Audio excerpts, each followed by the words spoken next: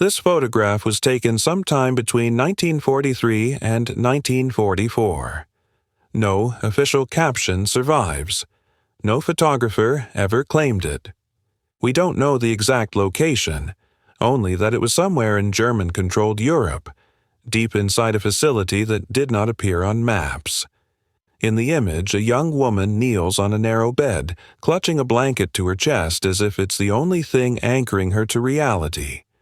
Her mouth is open mid-scream, or maybe mid-breath. It's impossible to tell which came first, terror, pain, or realization. Behind her stand 4 uniformed men. They are not striking her. They are not restraining her. They are simply watching. That detail matters. Who was she? Why was this moment photographed? And what happened in the seconds after this image froze time? Because whatever this woman had just understood, it was something she could never un-understand. And the truth behind this photograph was buried for decades. For a reason. November the 25th, 1943. Camp Hearn, Texas. The smell hit first. Turkey, gravy, warm rolls, thick and unmistakable, drifting across the wooden barracks before anyone spoke a word. It was the kind of smell that belonged to a family kitchen, not a prison camp. A German prisoner sat stiffly at a long table, his tin tray already filled, his hands hovering where a fork rested. When the steam rose from the meat and fogged his glasses, his fingers began to tremble. Not from hunger, from disbelief. He had been told many things about America before capture. None of them included this. Around him, other men stared at their plates as if they were waiting for a trick to reveal itself. Cranberry sauce, bright and red. Mashed potatoes whipped smooth. Bread that tore softly when pulled apart. A few guards stood at a distance, rifles slung but lowered, not shouting, not rushing anyone. One of them nodded once, almost politely, as if to say, "Go ahead, eat, Thanksgiving, an American holiday." And here it was, being served to the enemy. The prisoner lifted his fork. It shook once more, then steadied. He took a bite. The taste broke something open inside him that had been sealed shut since North Africa. He did not speak. None of them did. They ate in silence, surrounded by a country that seemed determined to remain itself, even in war. More than 60 years later, in another quiet place in Texas, a woman stood by the edge of a grave and watched a coffin lower into the ground. 2006. Amarillo, Texas. The wind carried dust across the cemetery and rattled dry leaves against headstones. Catherine Harrison Mitchell held her hands together in front of her, the way she had learned to do at funerals as a child. The service had been small. Her grandmother had wanted it that way. No speeches, no stories. Just a pastor, a prayer, and a life folded neatly away. Eleanor Harrison had been 90 years old. She had died in her sleep, her face calm, almost relieved. For decades she had lived alone in the old farmhouse outside town, quiet, orderly, careful with her words. She rarely spoke of the war. When she did, it was only in fragments. Places, dates, names that led nowhere. The family knew she had served. They knew she had been captured. They knew she had come home. They knew nothing else. After the funeral, Catherine returned to the farmhouse.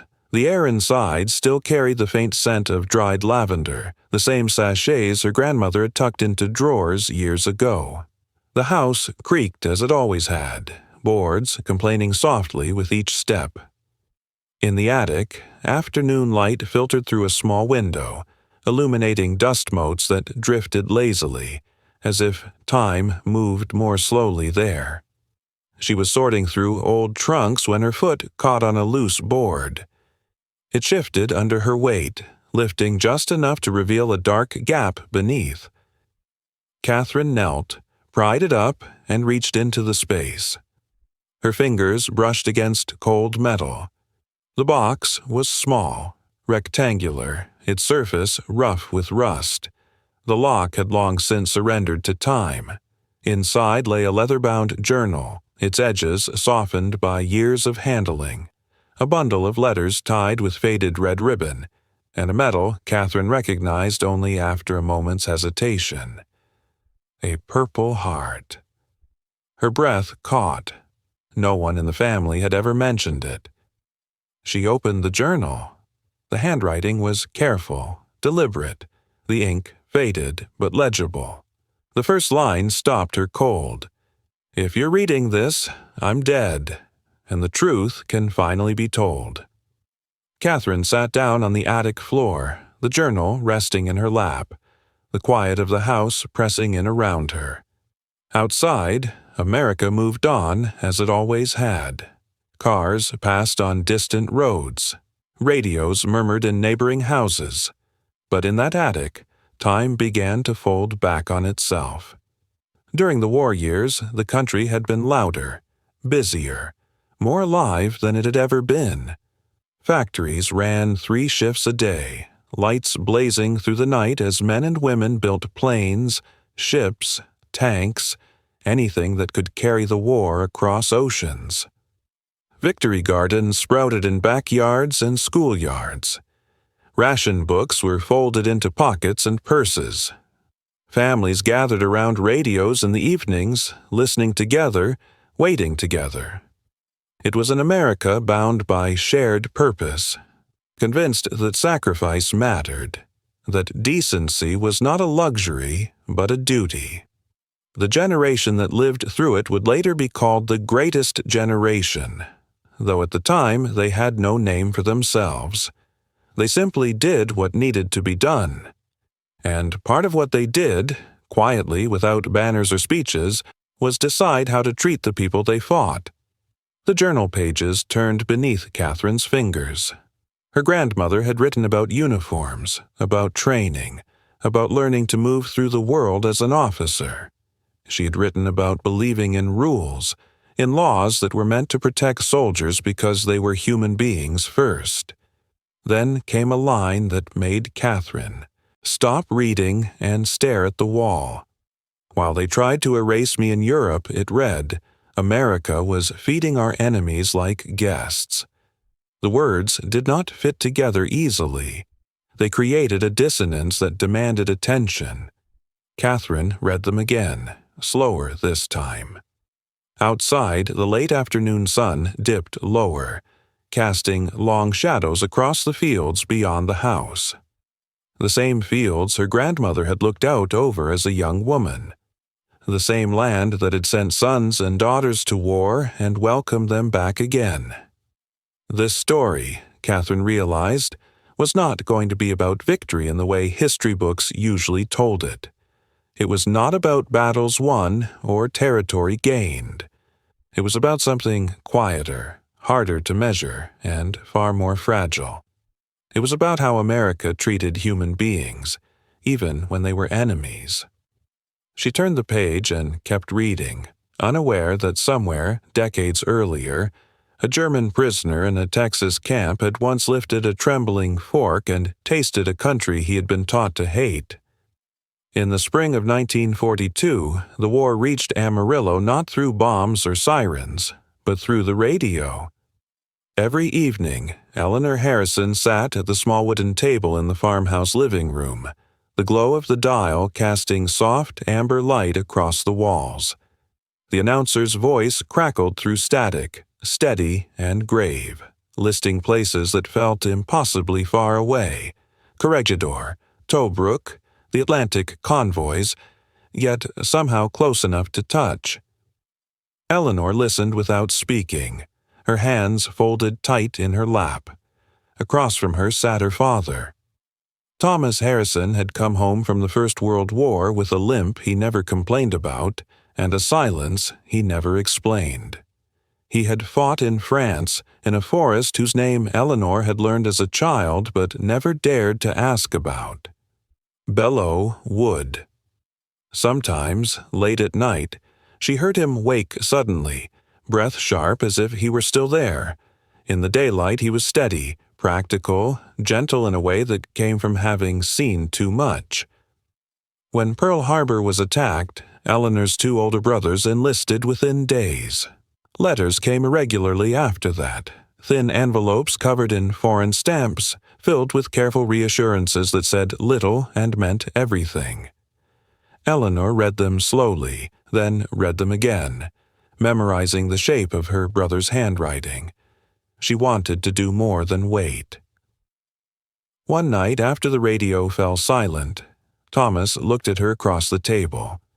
He did not ask the question outright. He did not need to. "You're thinking about joining," he said. Eleanor nodded.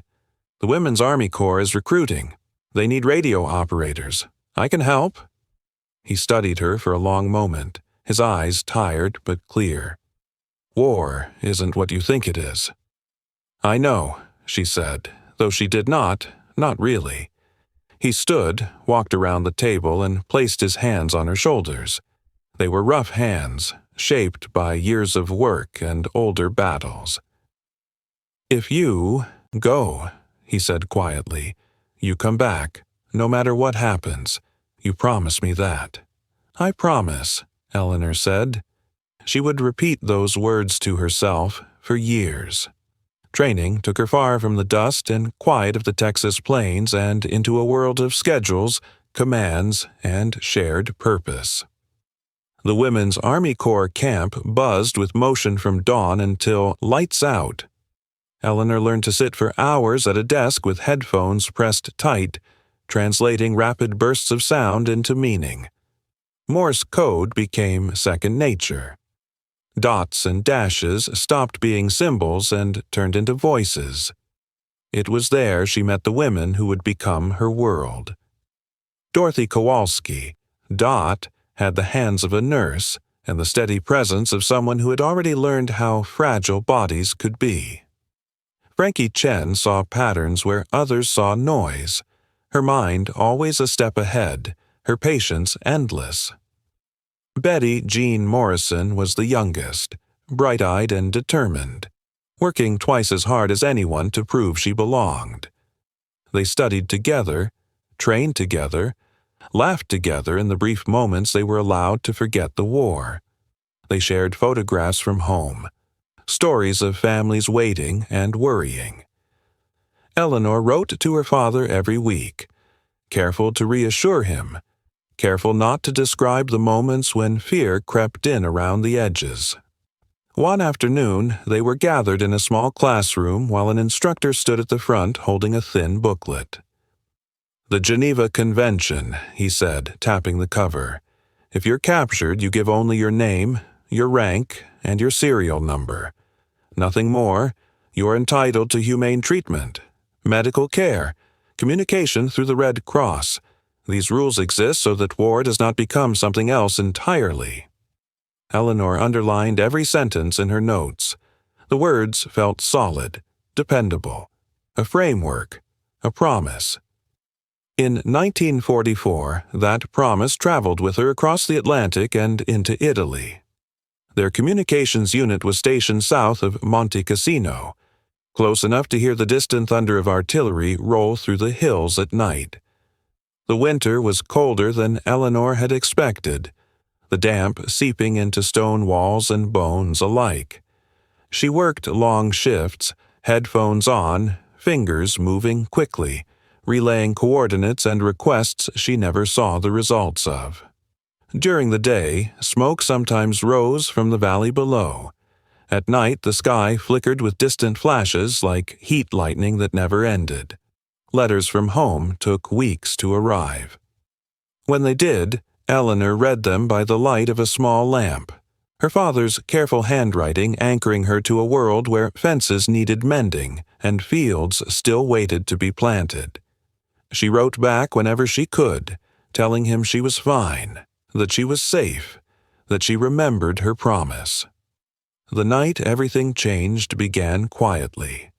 Eleanor was on the late shift, the room dim except for instrument lights. Outside, the valley lay dark and still, too still. The messages slowed, then stopped altogether. For a moment, there was only static. Then the sirens began. Red lights flashed. Shouts echoed through the corridors. Somewhere outside, engines roared, heavy, unmistakable. Tanks.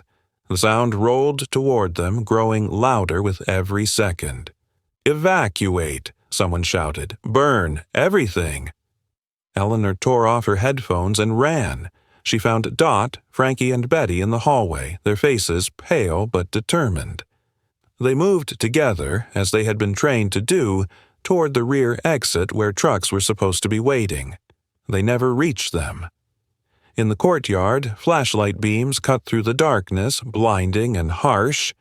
Voices barked orders in German. Rifles were raised. Eleanor felt her heart slam against her ribs as she lifted her hands. A man stepped forward, close enough that she could smell tobacco and soap. His uniform was immaculate. His expression was not angry. It was curious. He looked at Eleanor, then at the others, his gaze lingering in a way that made her skin crawl. "You are not men," he said calmly, in careful English. "You are women who have chosen to play at being soldiers." Eleanor opened her mouth to speak, to give the words she had memorized so well. Name, rank, serial number. He cut her off with a small, almost amused smile. "The Geneva Convention," he said, "does not address you." The sentence landed with a weight she felt physically, like the ground dropping away beneath her feet. Around her, the night seemed to close in. The rules she had believed in, the structure she had trusted, vanished in an instant. As guards moved forward and rough hands bound their wrists, Eleanor understood something with terrifying clarity. There were laws written for men at war, and there was a darker place beyond them, a place where women in uniform did not exist at all. Eleanor did not know where they were taking her. The truck moved through the night, its bed enclosed, the air inside thick with the smell of canvas, sweat, and fear. Her wrists were bound. The rope bit into her skin every time the vehicle hit a rut. Dot sat close enough that Eleanor could feel her trembling. Frankie's breathing was controlled, measured, as if she could think her way out of the situation. Betty's eyes stayed wide and bright in the darkness, like a child forcing herself not to cry. When the truck finally stopped, no one announced a name. No sign greeted them.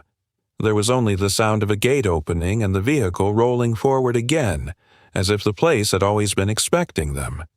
They were led into a building that smelled of disinfectant and something older beneath it. Stone and damp and a faint metallic edge. The hallways were brightly lit. Too bright. The lights were not warm. They were flat, clinical, indifferent. A woman in a crisp uniform stood at a desk with a folder open in front of her.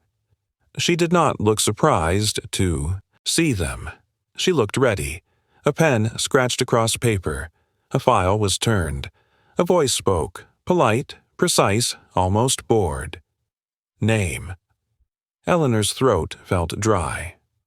"First Lieutenant Eleanor Harrison," she said, and forced the words to sound steady. "United States Women's Army Corps. Service number—" "Stop," the voice said. Not harsh, simply final. As if what Eleanor believed mattered had been categorized and dismissed.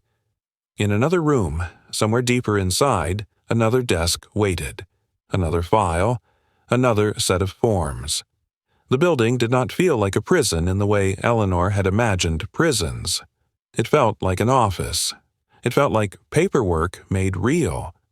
For a moment, Eleanor understood why her father had warned her that war was not what she thought it was. It wasn't only explosions and gunfire. It was also this, fluorescent light and quiet voices and men who could look at human beings and see only categories. While Eleanor was being processed into that cold, organized world, another kind of processing was happening across the ocean, one that looked, from the outside, almost like mercy. In the United States, by late 1943, the war had become the center of everything. Cities glowed through the night with factory lights. Small towns pinned service flags in windows, blue stars for sons and husbands, gold when the worst happened. Ration stamps were folded carefully into wallets. Backyards became victory gardens. People learned to stretch sugar, save rubber, reuse metal, and still show up to work the next morning as if the nation itself depended on it. Because it did.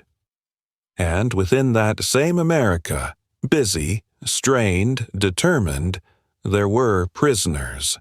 German prisoners of war arrived by the tens of thousands. They were brought across the Atlantic in guarded ships and transported inland, far from the coasts, into places where they could be watched and housed and fed. Camps rose in open fields and near small towns. Texas, Kansas, Oklahoma, Wisconsin. Their fences were lined with wire. Guard towers stood above them. But inside the wire, something happened that many Americans never spoke about openly, even at the time. They treated the prisoners as human beings. Some of it was law. The Geneva Convention had rules, and America insisted it would follow them. Some of it was strategy. A country that wanted to win did not need to become the thing it fought, but much of it was simply the nature of the people who ran the camps. Farm boys and school teachers in uniform, sheriff's sons, men who had been raised on the idea that right was right even when it was inconvenient. That was the America Eleanor had been born into, and it was the America her enemies were beginning to meet. November 25th, 1943. Camp Hearn, Texas. The mess hall was crowded. The long tables were filled with German prisoners sitting shoulder to shoulder, their posture stiff, their faces guarded. Thanksgiving was not their holiday. It did not belong to their language or their childhoods. Yet the trays set down in front of them carried the full weight of American tradition. Turkey, gravy, rolls still warm enough to release steam when torn open, potatoes whipped smooth, cranberry sauce red as a signal flare. Some of the prisoners stared at the food without touching it. Others ate cautiously as if expecting punishment to follow. A few looked toward the guards, waiting for laughter, for mockery, for any sign that this was meant to humiliate them.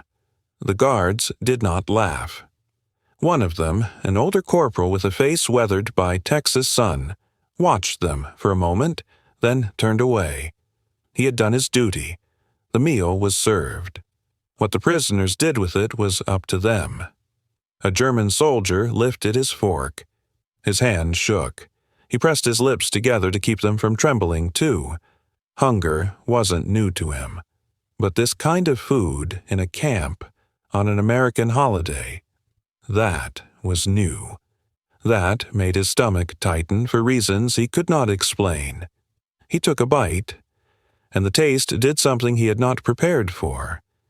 It brought back a memory of home, of his mother's table, of a Sunday that had once been ordinary.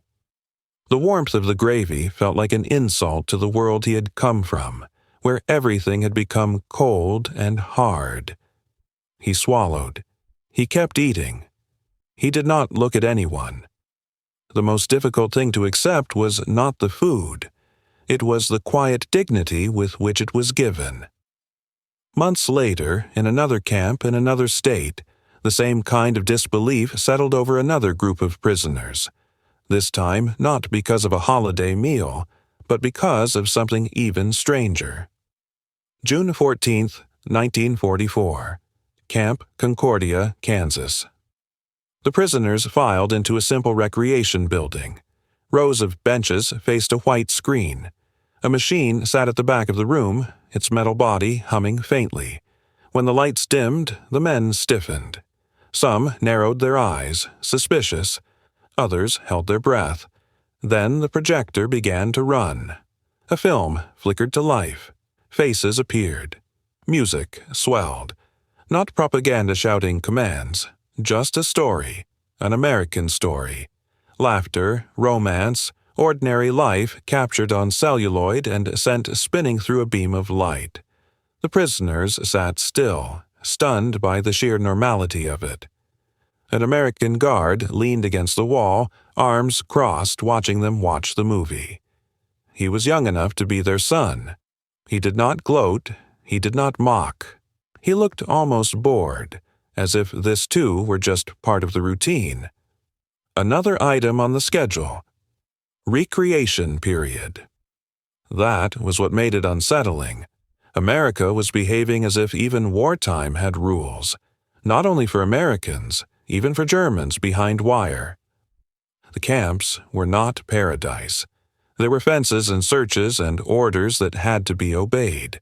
There were punishments for fights and escape attempts, but there were also pay slips in the form of camp scrip for labor done, money that could be used at the canteen. There were sports, fields, there were books, there were Red Cross inspections, men in clean shirts with clipboards and neutral faces, ensuring standards were met. And beyond the camps, the country itself needed hands. American farms were short on labor. Young men were overseas. Crops still needed harvesting. Cattle still needed tending. So buses and trucks carried groups of prisoners out under guard to work in fields and on ranches. On a Sunday in the countryside, one such work detail finished early. The sun was low, the day warm, the fields quiet in that peaceful way that made war feel like a rumor. A German prisoner wiped sweat from his forehead and looked at the farmhouse nearby, expecting the familiar distance he had grown used to. Americans, he thought, would want him gone.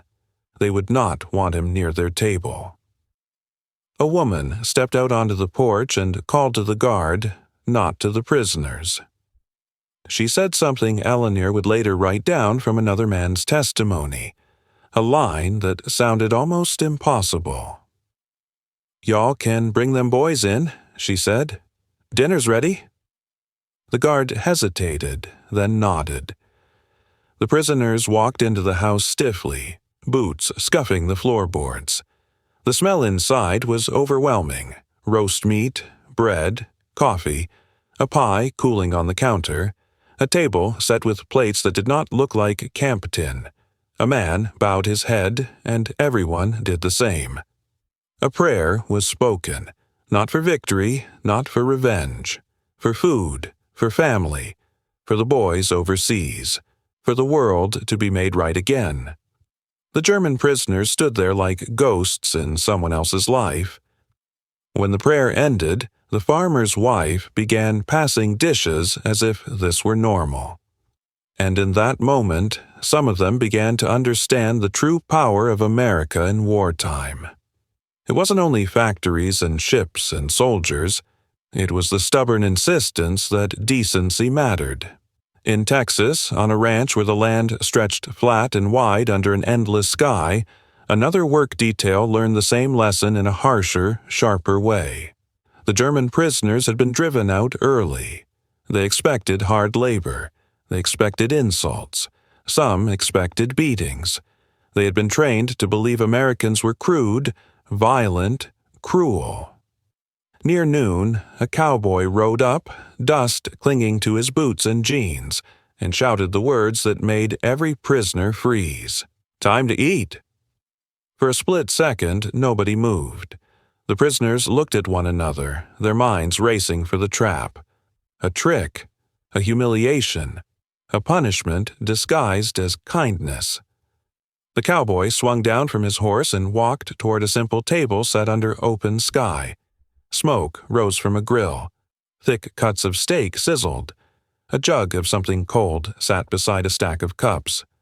Bottles of Coca-Cola glinted in the sun. "Get over here," the cowboy called again, impatient but not cruel. "It'll get cold." The prisoners approached slowly, as if walking into danger. They would later tell each other quietly that the strangest part was not the food, not even the abundance. It was the casualness of the offer, as if feeding an enemy was not a grand gesture, as if it was simply what you did. Back in Europe, Eleanor stood under that bright, indifferent light and realized something that would haunt her for the rest of her life. The cruelest part was not rage. Rage at least admitted she was human. The cruelest part was the calm, the tone of a clerk, the scratch of a pen, the turning of pages in a file, the feeling that what was happening to her had been scheduled, approved, and filed away. And somewhere far away, behind another set of fences, men wearing the uniform of the enemy were being handed warm rolls and told to eat before the food got cold. That was the contradiction written into the war. That was the America Eleanor had served, and that was the America she was beginning to fear she might never reach again. The processing began immediately. Eleanor was led down a corridor where the floor shone too cleanly, reflecting the white light overhead in sharp lines that hurt the eyes. Boots echoed against the tile, steady and unhurried. There was no shouting, no visible anger, only efficiency. Doors opened and closed with precise timing. Paper was passed from hand to hand. A pen scratched steadily, as if the night itself were being documented. They were separated, then brought together again, then separated once more, moved from room to room without explanation. At each stop, a different face waited behind a desk. Each face carried the same expression, professional interest, nothing more. Names were requested, then dismissed. Uniforms were taken. Personal items were catalogued and placed into envelopes with numbers written on them. The envelopes disappeared into cabinets that closed with a final metallic click. At one point, a camera flashed. The light burst across Eleanor's vision and vanished, leaving a faint afterimage that pulsed for several seconds. No one warned her it was coming.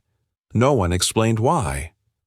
The camera was adjusted, another flash followed, and then the apparatus was wheeled away as if its job were done. What unsettled her most was not what they did, but how they did it. Everything happened on schedule. When the processing ended, they were led into a cell. The door closed behind them with a dull, heavy sound that settled into Eleanor's chest and stayed there. The room was bare. The floor was stone, cold even through the thin soles of their shoes. There were no beds, no blankets. The walls held the chill of a building that had never been meant for comfort. Light leaked in through a small opening high above, too weak to warm anything, too bright to allow true darkness. When the door finally locked, the silence pressed down hard. Dot sank to the floor first, folding in on herself, arms wrapped tight around her knees. Eleanor knelt beside her, unsure whether to touch her, afraid that touch might break something, fragile and already cracking. Frankie stood still, her back against the wall, eyes fixed on a point Eleanor could not see. Betty hovered near the door, her breathing shallow, uneven. No one spoke. The cold crept upward from the floor, settling into bones. Eleanor could feel it through her legs, her spine, the back of her neck. She tried to count her breaths, but the rhythm kept slipping away from her. Somewhere down the corridor, a door slammed. Footsteps passed, then faded. Dot's shoulders began to shake. She pressed her face into her hands and let out a sound so small Eleanor almost missed it.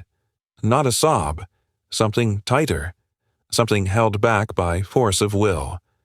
Eleanor moved closer and placed a hand on Dot's back.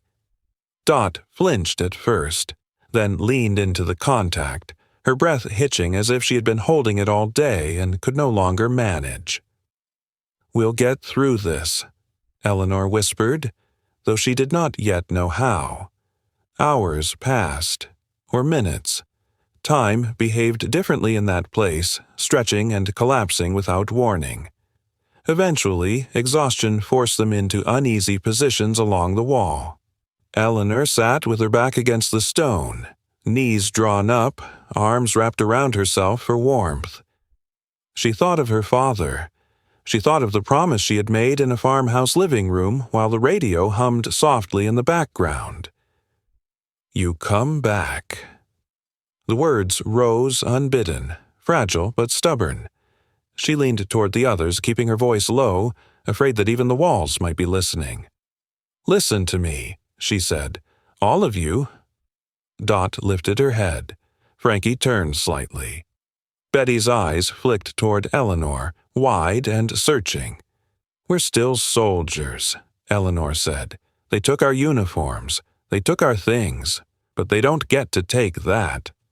Dot shook her head weakly. "After tonight? How can you say that?" Eleanor swallowed. Her throat felt raw. "Because if I don't believe it, I won't survive this place." She took a breath and spoke again, this time slower, steadier, as if reciting something sacred. "Name," she whispered. "Rank, serial number, hometown." The words hung in the air between them. "First Lieutenant Eleanor Harrison," she continued, "United States Women's Army Corps. Service number A742893, Amarillo, Texas."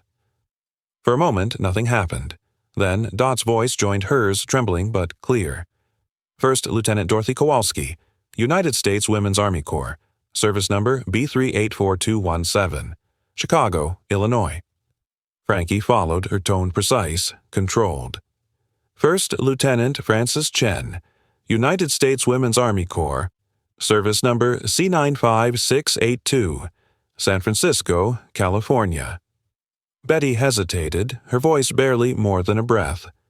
"First Lieutenant Betty Jean Morrison, United States Women's Army Corps. Service number D273954, Atlanta, Georgia." The four names filled the small room, fragile and defiant all at once. They repeated the ritual again, and then again, until the cadence settled into them, until the words became a barrier against the cold, against the silence, against the fear trying to claw its way inside. Later that night, as Eleanor lay half asleep against the wall, she heard something she could not immediately place. A whisper, faint, distant, coming through the stone. Another voice, then another, passing the same words along in fragments. Names, ranks, numbers, places, accents she did not recognize, languages bending around the same stubborn structure. The ritual had traveled. By the second week, Eleanor understood that the building was full. There were women from other units, other countries, other wars folded into this one. Some wore the exhaustion of months. Others arrived fresh, still carrying the shock Eleanor remembered from that first night. All were processed the same way. All were cataloged. All were placed into the same quiet system that ran on forms and schedules and an endless supply of indifference.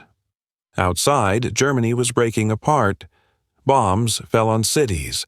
Trains ran late or not at all. Food grew scarce. Men disappeared from offices and did not return. The war pressed inward from all sides. Inside the facility, the response was not chaos, but control. Paperwork multiplied. Files grew thicker. At night, smoke sometimes drifted past the narrow openings high in the walls. Someone was burning something. Eleanor did not need to be told what it was. The guards changed shifts with increasing frequency. Faces came and went. The building itself remained the same, unchanged, unyielding. Then came the night they took Betty. It began with footsteps. Eleanor heard them long before they reached the door, the rhythm wrong for a routine patrol. Too many boots, too close together. Dot's hand found Eleanor's in the darkness, fingers gripping hard enough to hurt. The lock rattled. Metal scraped against metal. The door opened. A voice spoke Betty's name. Calm, official. Betty stood slowly, her movements careful, as if sudden motion might shatter her entirely. She looked at Eleanor, at Dot, at Frankie. Her lips moved, forming words Eleanor could not hear. Name, rank, serial, hometown. Eleanor nodded, once sharply. The door closed behind Betty. The sound echoed longer than it should have. Time stretched. They listened. Boots receded down the corridor. A door opened somewhere far away. Then nothing. No shouting. No sounds Eleanor could point to and explain. Only the building breathing around them, the faint hum of electricity in the walls. Dot pressed her fists against her mouth to keep from making noise. Frankie stared straight ahead, her face pale and rigid. Eleanor sat perfectly still, every muscle locked, counting her breaths, counting the seconds, counting anything that might keep her from breaking apart. Hours passed, or maybe only minutes. When dawn finally came, it did not announce itself with light, but with movement. The door opened again. 2 guards stepped inside and set Betty down on the floor as if she were an object that had been returned to the wrong place. Her dress was rumpled. Her hair clung to her face. Her eyes were open, but they did not focus on anything. Dot moved first. She crawled across the floor and pulled Betty into her arms, shielding her body with her own. Frankie followed, slipping her jacket around Betty's shoulders. Eleanor knelt beside them and offered what little water they had, holding the cup carefully, speaking softly, anchoring Betty in the present 1 word at a time. They did not ask what had happened. They did not need to. That morning, as the ritual began again in whispers that spread from cell to cell, Eleanor understood something with a clarity that frightened her. If she broke, if they broke, then this place would have proven its point. It would have shown that women in uniform were a mistake, a weakness, a joke. But she understood something else too, something that burned just as fiercely. Across the ocean, in a country that was fighting this same war, men and women were proving the opposite every day. They were feeding prisoners, paying them for their labor, letting them watch movies, inviting them to dinner, treating them as human beings not because they deserved kindness, but because America did. That knowledge did not save Eleanor from the cold floor or the long nights, but it gave her something just as vital.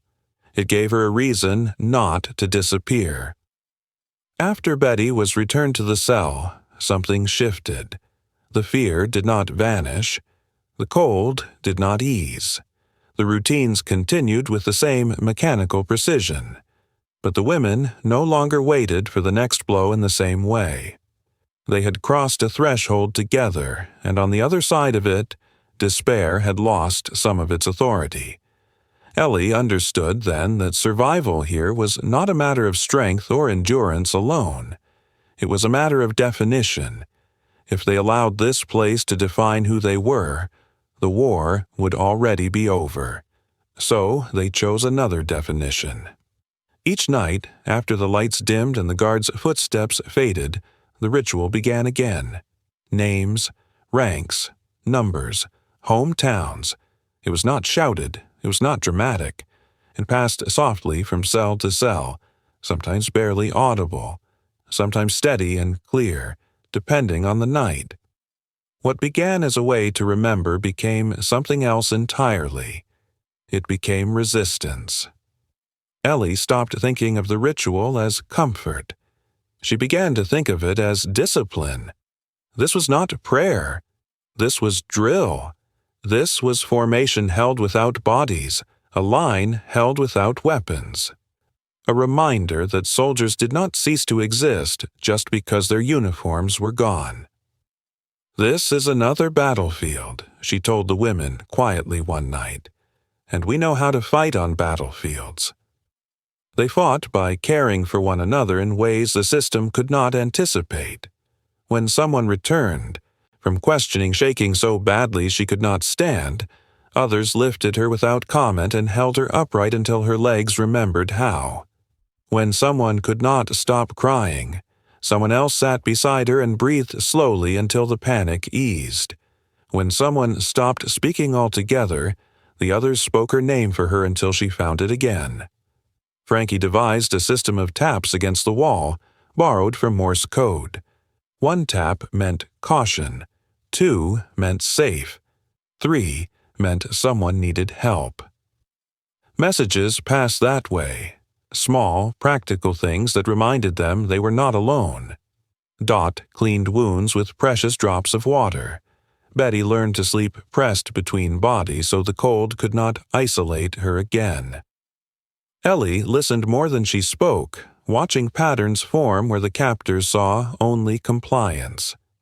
They were not surviving by accident. They were surviving by choice. Ellie began to understand that winning did not mean escape. It did not even mean liberation, not yet. Winning meant refusing to become what this place demanded. Winning meant memory. While that quiet rebellion took shape in Europe, another truth was taking shape across the Atlantic, one that Catherine would only fully understand decades later as she read her grandmother's words. In the United States, the war effort reached a kind of relentless rhythm. Freight trains moved day and night, carrying steel, fuel, and grain. Shipyards along the coasts hammered and welded without pause.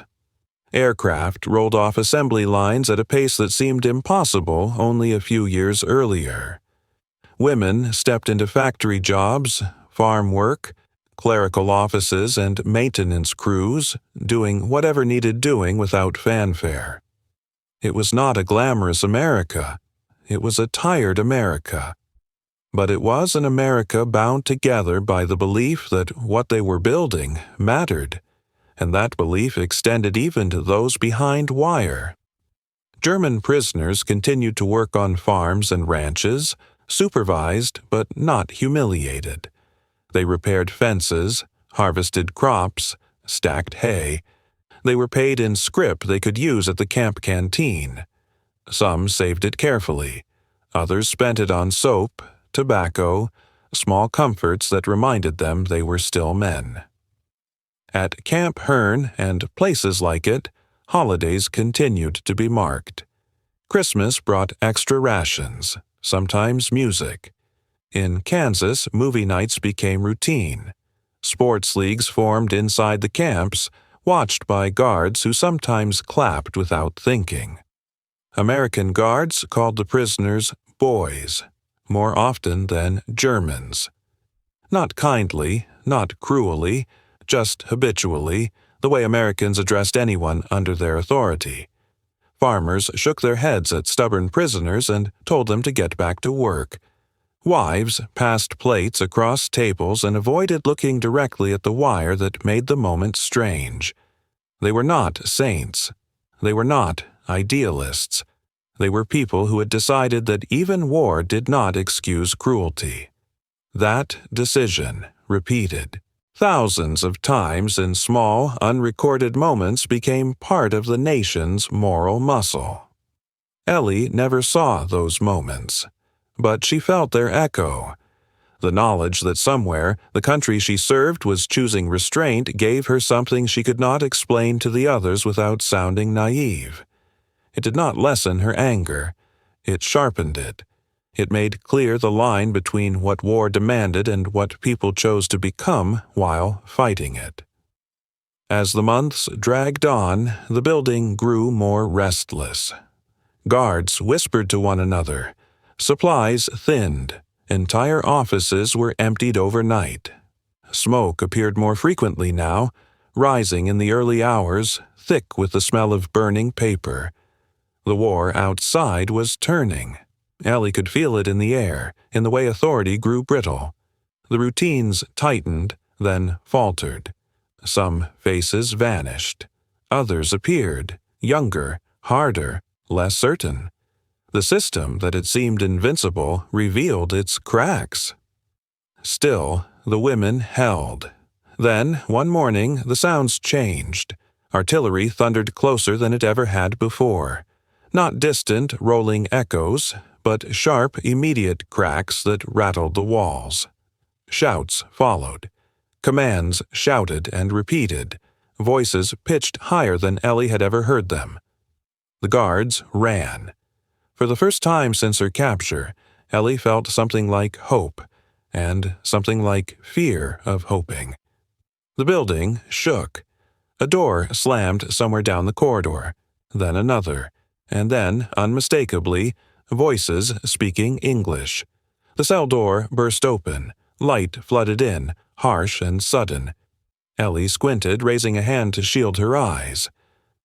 A young American soldier stood in the doorway, his helmet askew, his rifle hanging forgotten at his side. His mouth opened, then closed again. His face drained of color. He stared at them, at their thin frames, their hollowed cheeks, their hair cut unevenly, their eyes too large for their faces. Jesus, he breathed. More soldiers crowded in behind him. Medics, officers, orders tumbled out in overlapping bursts. Stretchers appeared. Blankets were thrown over shoulders. Hands reached out, careful and uncertain. The young soldier's eyes filled. He did not look away when tears spilled over. "I've seen a lot," he said later in a report he would write with shaking hands. "I've seen bodies. I've seen towns burned flat. But nothing like that. American women standing there, barely able to stand, whispering to each other that they were soldiers." Ellie stepped forward. She was weak. Her legs trembled, but she stood on her own. "We are whack," she said, her voice hoarse from disuse but steady enough. "We are soldiers." The soldier nodded, hard as if accepting an order. "Yes, ma'am," he said. As they were led out into daylight, Ellie turned once to look back at the building that had tried to erase her. Smoke still rose from behind it. Papers burned. Files vanished. Evidence disappeared into ash. But the women walked past it anyway. They walked into a future that would ask them to be silent, and into a history that would one day remember them not for what had been done to them, but for what they had refused to become. For Catherine, reading those pages decades later, the awakening came slowly and all at once. She understood that her grandmother's story was not only about suffering, it was about standards, about a country that, at its best, had chosen to draw a line and hold it, even when the enemy did not. That was the America her grandmother had believed in. And it was an America worth remembering. The hospitals smelled like soap and clean linen. For the first time in more than a year, Eleanor lay in a real bed. White sheets tucked tight around her thin frame. A pillow beneath her head. Nurses moved quietly through the ward, their shoes making soft sounds on polished floors. They spoke English. They spoke gently. Their hands were careful. It should have felt like safety. Instead, Eleanor felt watched. There were guards at the doors. Not German guards. American military police. They stood outside the ward, not threatening, not unkind, but present. When Eleanor asked a nurse where she was, the answer was vague. "A rear hospital," she was told. "You're safe now." When she asked how soon she could write home, the nurse hesitated. "Soon," she said. "Someone will talk to you." Eleanor waited. She bathed for the first time without fear. She watched dirt and exhaustion swirl down the drain and disappear. Her hair, washed and combed, fell softly around her face. She barely recognized herself in the mirror. Older, smaller, eyes sharper than they had ever been. She told herself that this was what coming home began to feel like. On the 5th day, a man arrived with a folder tucked under his arm. He introduced himself as Major Caldwell. He spoke politely. He pulled a chair to the side of Eleanor's bed and sat down as if this were a routine visit. He did not ask how she was feeling. He did not comment on her condition. He asked her to tell him everything. Eleanor did. She spoke for hours about the processing rooms, the lights, the files, the nights, the ritual, the women who did not make it, the papers burned before liberation, the people responsible.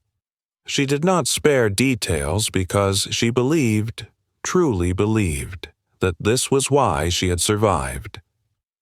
When she finished, Major Caldwell closed his folder and sat in silence for a long moment. Then he opened it again and removed a thin stack of papers. "These need to be signed," he said. Eleanor frowned. "What are they?" "Security agreements," he replied. "Classification forms." She scanned the text, her mind still foggy with exhaustion. Certain phrases leapt off the page. National security. Classified indefinitely. Prohibited disclosure. Her hands began to shake. "You're telling me this is classified?" she asked. "What happened to us?" Major Caldwell's jaw tightened. "For the time being," he said. "Yes. Why?" Eleanor's voice rose despite her effort to control it. "These were war crimes against American servicewomen. I don't make policy," he said quietly. "I implement it. And if I don't sign?" He did not answer directly. He did not need to. "If you sign," he continued, "you'll receive an honorable discharge, transportation home, medical follow-up. You'll be able to move on." Move on. Eleanor looked down at her hands. They were thin, scarred, unfamiliar. Hands that had learned to translate war into sound. Hands that had held other women together on cold stone floors. "What about the people who did this?" she asked. "Will they be charged?" Major Caldwell did not meet her eyes. "I don't have information on individual cases." That was the moment Eleanor understood. The war was ending. Victory was being organized. Narratives were being prepared. And her story, their story, did not fit. She signed. They all did. They signed because they wanted to go home. They signed because they were tired. They signed because they had already learned what happened when systems decided you did not exist. The trucks that carried them away from the hospital rolled past cities in ruins and fields still scarred by war. Eleanor watched the landscape pass through a gap in the canvas and tried to imagine the farmhouse in Amarillo, unchanged, waiting. When she arrived home in the summer of 1945, the town welcomed her quietly. Neighbors brought casseroles. Old friends hugged her and stepped back, uncertain. Her father held her longer than anyone else, his hands resting on her back as if to make sure she was real. He did not ask what had happened. Perhaps he did not need to. In the years that followed, America moved on. Factories that had once run day and night slowed, then retooled. Soldiers came home. Families formed. Suburbs grew. The country told itself a story of victory, clear, confident, triumphant. But some stories were left out. Eleanor tried to build a life. She worked. She married. She failed at marriage. She woke from nightmares she could not explain. She flinched at sudden noises. She learned how to smile without answering questions. And always there was the silence. Decades later, Catherine would sit in the attic of the farmhouse, the journal open beside her, and begin to notice the contrast her grandmother never named outright. The photographs told part of it. Black and white images of America, 1944. Factories glowing against the night sky. Women in coveralls smiling beside machines. Men clustered around radios. Communities bound together by purpose. The country had been loud then. Confident, certain of itself. Other photographs showed the present. Empty factory floors. Rusted equipment. Towns grown quiet.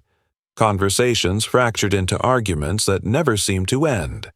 People standing on opposite sides of invisible lines, certain the other side was the enemy. The words in the journal sharpened that contrast. 1944. United. Today, divided. 1944. Building. Today, outsourcing. 1944. Common purpose. Today, endless arguments. Catherine did not think her grandmother believed America had become evil. She believed it had become forgetful. Forgetful of what it once demanded of itself. Forgetful of the moral discipline it had practiced when the stakes were highest.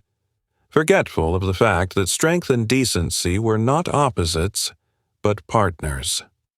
One afternoon, Catherine wound an old clock that sat on the mantel, its ticking steady and precise. She listened to a recording her grandmother had made late in life, her voice thin but clear, speaking into a small tape recorder. "We were told to be quiet," Eleanor said on the tape. "Not because it wasn't true, but because it was inconvenient."